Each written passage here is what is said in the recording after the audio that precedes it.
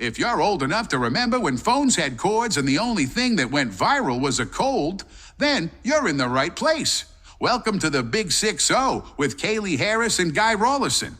Because who better to discuss life's second act than two people who still think mature is a type of cheese?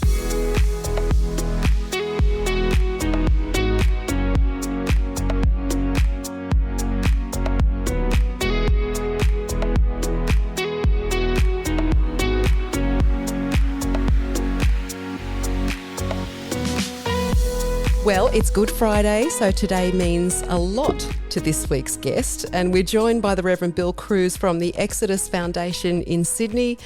Bill, g'day, welcome. G'day. Most Australians will be familiar with the extraordinary work that Bill does, but a bit of background for our listeners in other parts of the world. Bill is a Christian minister at the Uniting Church. He's the minister at the Ashfield Parish in Sydney's inner west. But he was born in England and migrated to Australia in his early years and, believe it or not, studied electrical engineering at the Uni of New South Wales before, in late 1969, he first visited the Wayside Chapel in King's Cross and became involved in their voluntary programs. So by 1971, he decided to quit engineering and work full-time at the Wayside Chapel, and he was a member of the team that created the first 24-hour crisis centre in Australia, which is extraordinary. And in 1978, with the late Ted Knopfs, they created their first life education centre that have since spread all over the world, Hong Kong, Thailand, New Zealand, England, America, promoting drug avoidance and harm minimisation strategies. And then he joined the Uniting Church and became a minister in Ashfield, where he started the famous Exodus Foundation. We'll get Bill to explain what Exodus is in a second. It's best known, though, for its free restaurant called the Loaves and Fishes Restaurant, which feeds hundreds of people every day. Bill, I could just take up the whole half an hour talking about your extraordinary life, but I want to bring you in now and say hello and thank you for your time. Oh, it's an honour, Kaylee, an honour. Now, when you joined the Uniting Church, what made you do that? What made you take that calling? Well, I'd been at the Wayside Chapel for 13 years and I got the feeling, it's time to move on sort of thing, but I didn't have any money or anything like that. So I looked around and the only church I found that would pay student ministers was the Uniting Church. So I thought that's the one. So if the Catholics had paid... maybe. The Catholic Church is the mother of us all, and I like it. But I'd be a bit difficult for me at times to sign the pledge. But an electrical engineer, should I use the dad joke and say, what sparked the moving from circuits and systems through to compassion and community? Well, I happened one day, I didn't think I was the world's greatest engineer, but I was probably better than I thought I was. And I was doing a lot of research, and all the time through university, I'd be getting high distinctions for English and philosophy and all that, and passing all the engineering things. And I happened one day to end up at the Wayside Chapel in King's Cross. And honestly, I'd never seen anything like it in the world. It had homeless people, it had runaway kids, it had hippies, it had people like Sir Robert Helpman. There were the high and the low and the everything, all muddled up together. And it was at the time when King's Cross was in a lot of transformation. And I just found I'd found home. And I started visiting shut-in old ladies who were being terrorised by developers and all of that. And there were all these kids on the street, all these kids, many of them abused by priests and nuns and God knows what else and institutions and all of that. And I couldn't, in all honesty, not stay there. I couldn't because most of the institutions that have been set up to help those people in a way didn't or allowed the abuse to go on. And I felt I've got to stay. As simple as that. And when was that? How long ago was that? 1971. Wow. It was a different Australia then, wasn't it? In 1971. Yeah. Well, there was still hangover and things from World War II, so that a lot of the homeless people were returned servicemen who had suffered, and were on the grog and all of that. And a lot of the kids, this is one of the untold stories, a lot of the kids were, when a lot of the soldiers went away, right, their wives and girlfriends got boyfriends. Mm. And so when the soldiers came back, what do you do with the kids? So they put them in homes. That's one of the big untold stories. And you're right, whether it was the Second World War, whether it was Korea, whether it was Vietnam, there must have been a multitude of stories and change. And as we say, 71 was so long ago now. Oh. And society has changed, but the problems haven't really, have they? The problems haven't changed. And in lots of ways, it was a time of change, but the change got paralysed so that a lot of the dreams of that time didn't really come to fruition, So you go to Ashfield and you're the minister there at the church. How did the Exodus Foundation get its name, and how did it come about, and what did you want to achieve? I'd watched Ted Noffs a lot, and he got charged with heresy and all this sort of stuff, and I thought if I did exactly the opposite, the church wouldn't give me a hard time, which is not true. There was no money, so I had to earn my own salary and all of that sort of stuff. So I had to go out and get a high profile, and I needed a high profile because that protected me from the bureaucrats in the church. And it was on the main road between Sydney and Melbourne. So there were all the hitchhikers and all the poor people and all the people. And also at the cross, I'd been taking in all these homeless kids. So I just started doing that at Ashfield. And before long, kids started turning up because I remember talking to the railway police at King's Cross at Central Station, and they started bringing kids that night. And we got nothing, so we slept them in the church and just did what we could.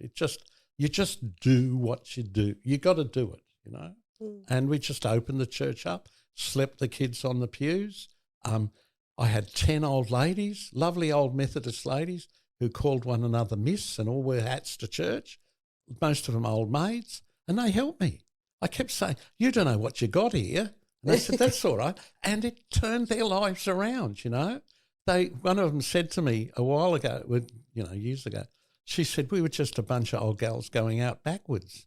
She said, and you came along and there's homeless kids and people out of jail and this and that and the other. And well, I can't die yet. It's so interesting. Like, it turned their lives around. How did you fund those activities? How did you fund feeding these kids? Always begged for money. Begged who? Whoever would listen. Whoever would listen. Singo, I wrote a letter to Singo, and he turned up one morning and he had this paper bag with all this money in it. And he said, I just won it on the horses. Oh. So I took that.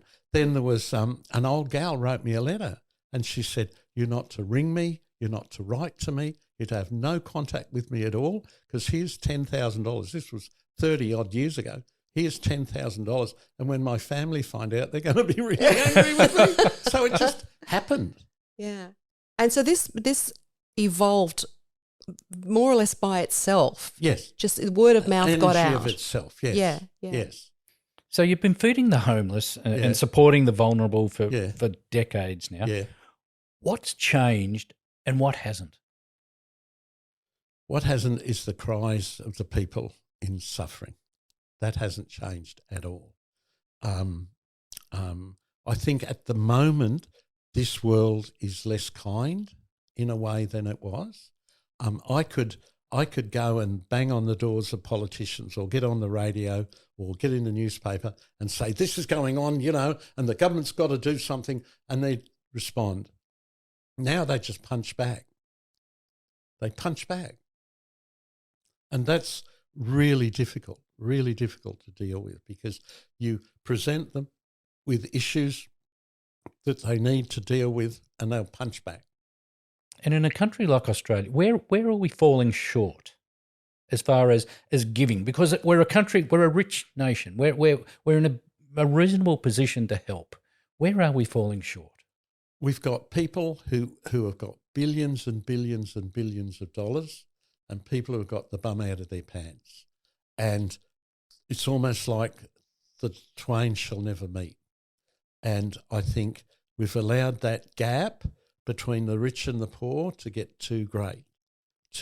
And I think people used to think that there was an end to, call it greed, but you find people can never make enough money.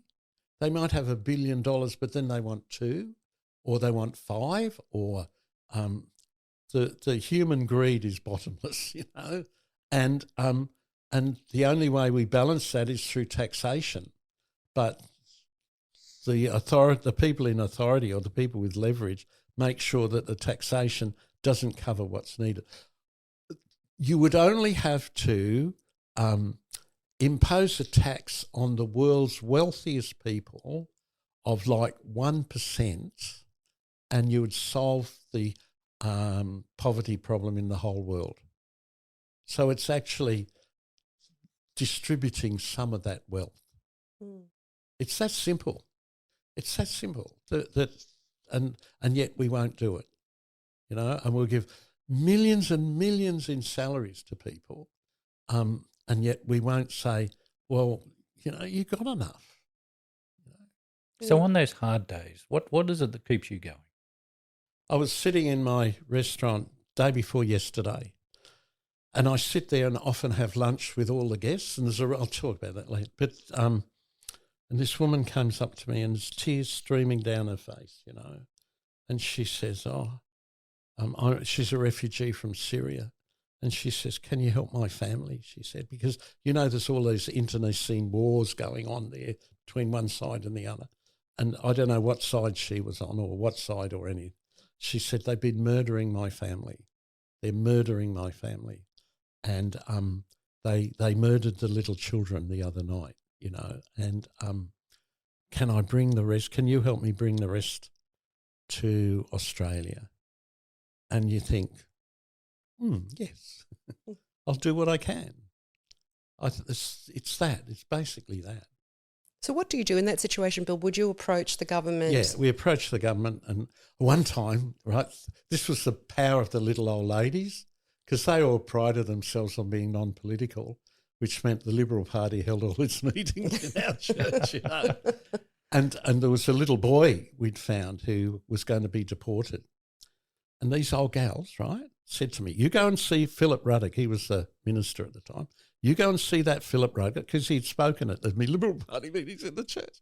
You go and see him and you tell him, if that boy is deported, we will lie on the tarmac and the plane will have to run over our bodies. You would have loved that. Oh, it was gorgeous. And these old gals, gosh, How do you, Bill, how do you stay positive with the pain that you see from the people that you see every day at the Loaves and Fishes restaurant? I remember one story you told me a few years ago of 2 men came into the restaurant, and one of them ate and the other one didn't.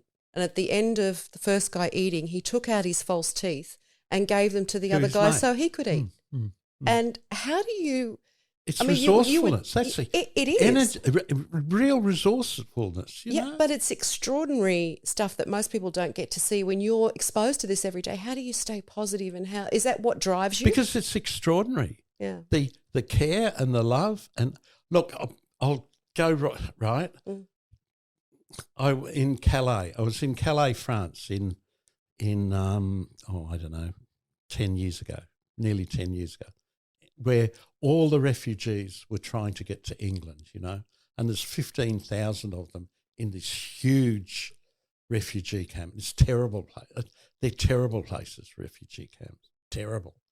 And I'm there, and I see a sign which says NA meeting, Narcotics Anonymous, and I thought, I wonder how they do that here. So I go into an area which is as big as this, really, with a bit of carpet on the floor, there's wood and plastic and snow and dirt and terrible.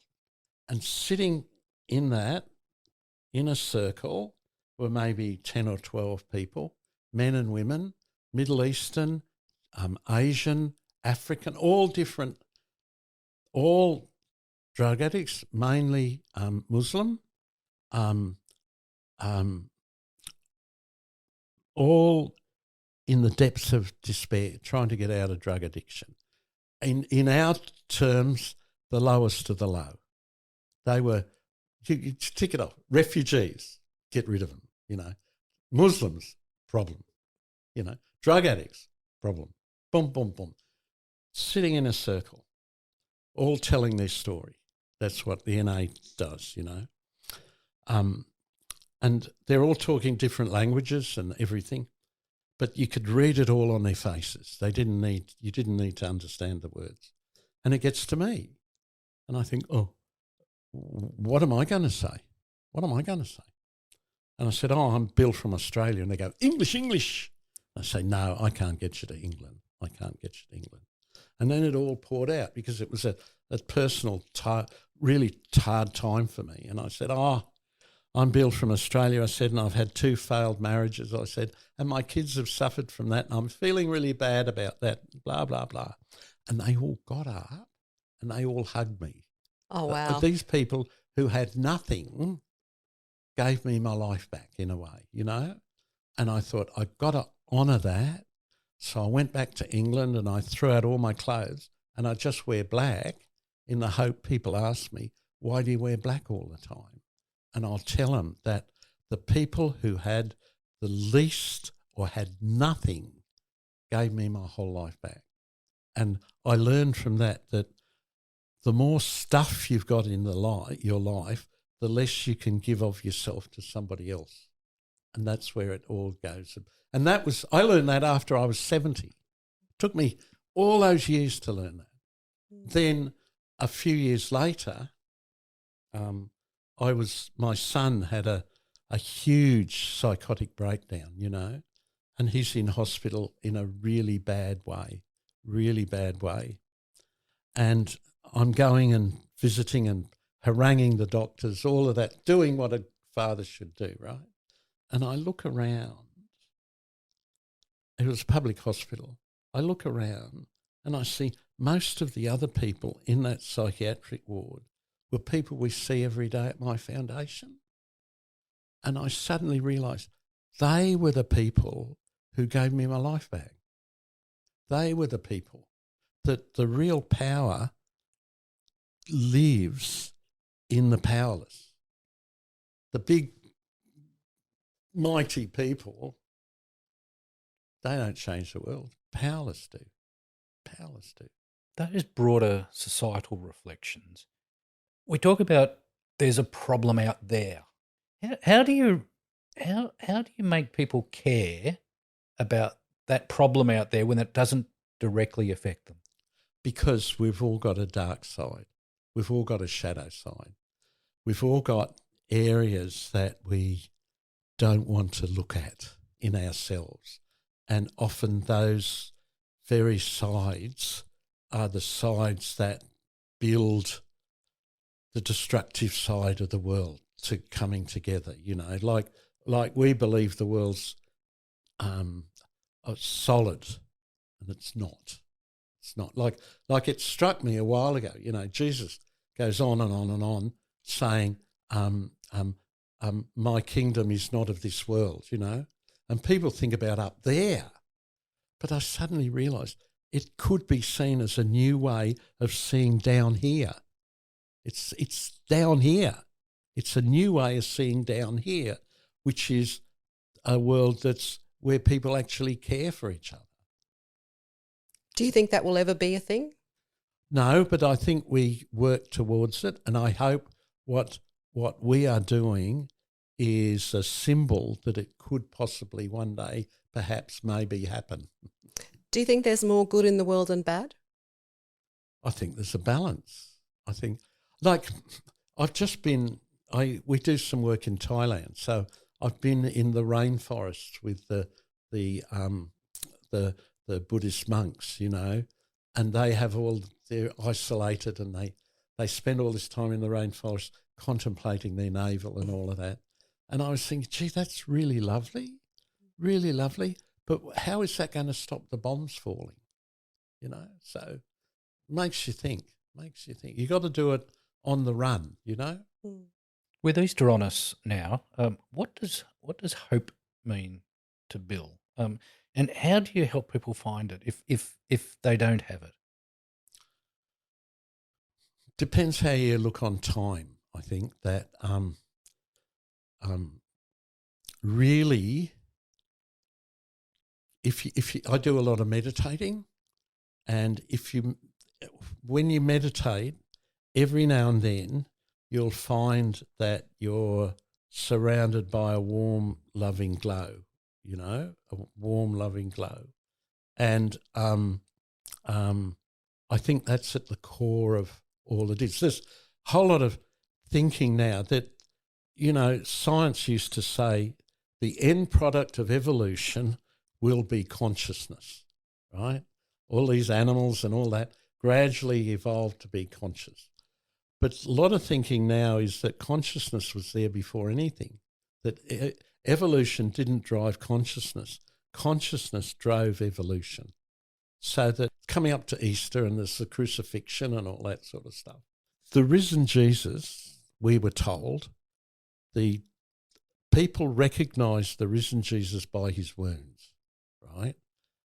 But we are told the risen Jesus, whatever this kind of means, it means different things, is part of the Godhead, which says there's a wound at the heart of the Godhead that I think a lot of it's the way you think about things, you know, and if you think God's all perfect and all of that, then we fall really short.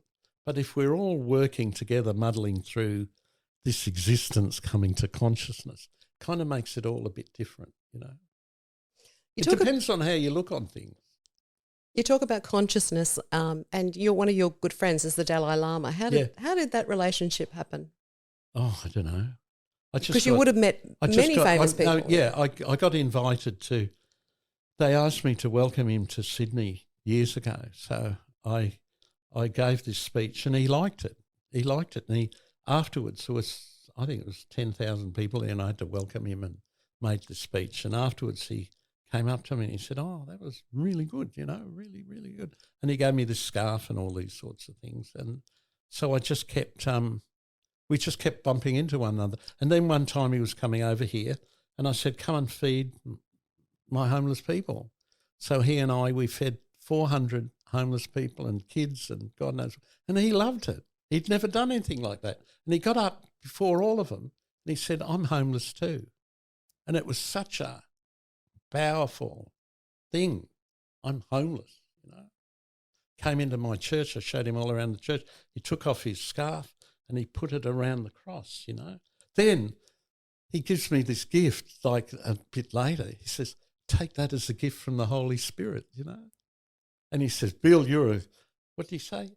I said, "You know," we were talking about it. I said, "That's really good Christian stuff." And he said, "Yeah." He said, "And you're a good Buddhist too." So, you know, I don't like words that try to put you into a box, because I think God, or all that is, or whatever you want to call it, is far bigger. The early Christians, the Romans, thought of the early Christians as atheists. And the reason they thought they were atheists was because they didn't have an idol. And you have to have an idol to pray to. So the Christians don't have an idol, so they're atheists. And you can't name the magnificence of all that is. Can't name it. And you would have spoken, whether it's the Dalai Lama, you would have spoken and met hundreds and hundreds of people throughout your career, throughout your life. Is there one story or one something that sticks in your mind that's changed your view on the world or on Christianity or religion, or has impacted on your life personally? I think, Well, often it happens every Sunday morning, right? The one that I get a lot, I think of, well, there's a good few, but the one where the man was beaten up and by the side of the road and the religious people wouldn't touch him because it was a holy time and to touch him would mean they were impure. And they were so busy about keeping pure that they weren't pure, if you know what I mean. Those sorts of things turn me around. And sometimes our church service, because all the street people come and all of that, they hang by a thread. As you can imagine, there's a bit of chaos all the time. And I think, this is it. This is what it is. It's not all the bells and smells and everybody. I do a washing of the feet tomorrow for the homeless people, and we all wash our feet. And it's the most moving thing because as you wash somebody's feet, they tell you their life story. It's amazing. And you're washing their feet. Yeah. Yeah. Yeah. So if you could The old girls used to say, why don't you wear your robes? Yeah. I said, it's a real thing. It's not. I'd like to think politicians and businessmen were among those, but if you could get those people into a room, knowing that you have to beg, borrow, and not necessarily steal money, but what would you say to them? Well, often they're very transactional so that they don't get the wider bits. And I find that's really kind of sad. Like at the moment, there's all this Trump talk and all of that. And I'm saying we have a real opportunity to build a financial order that takes in account of the poor and the needy and the desperate. And we shouldn't, if we export our social capital, if we export our goodness, sales of widgets will happen anyway, because people, like the Colombo plan of 60 years ago is still such a huge, people still talk about all of that, you know, did such good. So if I could get them all in the room, I'd say export goodwill and the sale of the widgets will follow. It's not necessarily the other way round. Just if you just get transactional, then you end up like Trump and it can change overnight. But if you build good relationships, they'll last forever. I'll just finish up if I can. What legacy do you hope to leave? I'm not talking about buildings or institutions, but probably in the hearts of people. Listen to people. Often we can't hear what they say because there's too much chatter in our own heads. And what people say, we're examining ourselves a lot. I'd say listen to people and try and sit beside people. One of the reasons we've got such loneliness in the world is because we don't listen to one another anymore. And often we don't know who our neighbour is or anything like that. And so if people ring me up and say I'm lonely, I say get out of your room and talk to your neighbour, you know. I hope that's what would happen. I hope. What we've tried to do is build a community of people within which there are pockets of expertise, you know. And often you'll find with, call them charities, that they do all the expertise work but bugger the community. Reverend Bill Crews, thank you so much for your time on the Big Thank 6-0 podcast. Thank you. The views and opinions expressed on the Big 6-0 are personal and reflect those of the hosts and guests. They do not represent the views or positions of any affiliated organisations or companies. This podcast is intended for informational and entertainment purposes only and should not be construed as professional advice. Please consult with a qualified professional for guidance on any personal matters. And before we go, let's give credit where credit is due. Kaylee Harris and I came up with all the genius content for this week's episode. Our producer, Nick Abood, well, he keeps the lights on and makes sure we don't accidentally upload a cat video instead of a podcast. So thanks for keeping us on track, Nick. Nick?